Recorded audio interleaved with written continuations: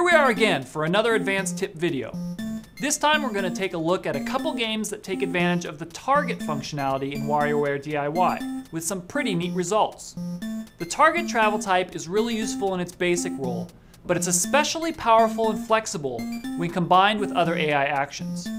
I'm always amazed at the advanced AI you can get in DIY from combining smaller, simpler AI pieces. And we're going to look at some cool effects we can achieve by combining targeting with other object actions and travel types.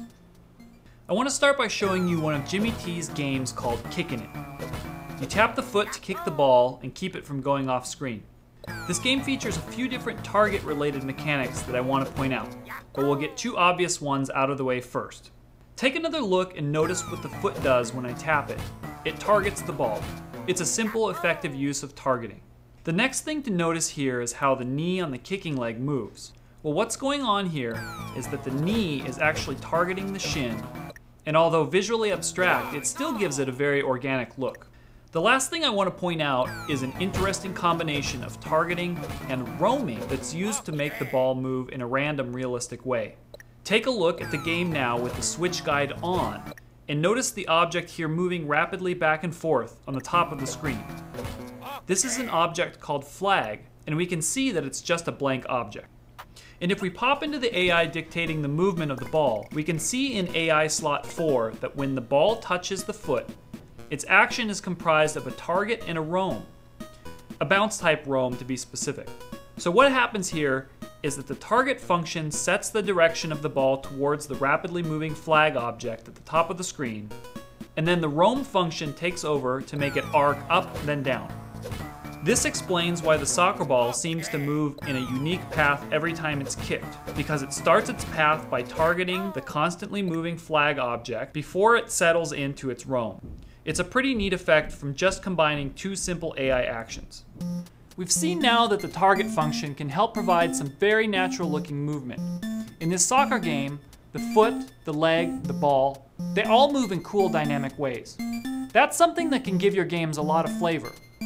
Now let me quickly show you another simple application of targeting based on what we've learned already. I've done up a little tech demo with a car of a couple that's just been married.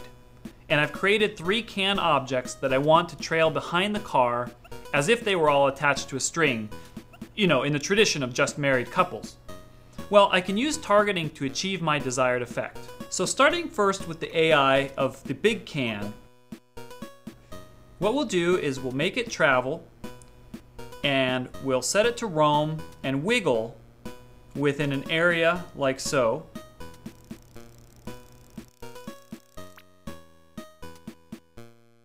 And we'll set the speed to normal. Now pay attention to the speed that I've set here.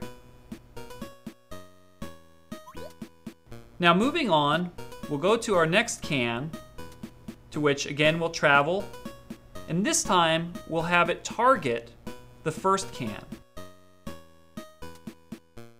And what we can achieve here is by targeting it at a relative position, we can get very organic movement out of the second can without making it move. It just targets the first.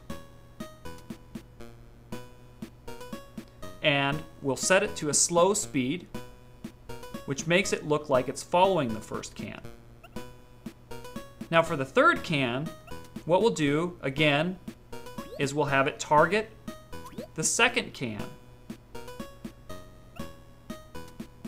And once again, rather than targeting the object itself, it'll target a relative position along that imaginary string that's behind the car at the slowest speed possible.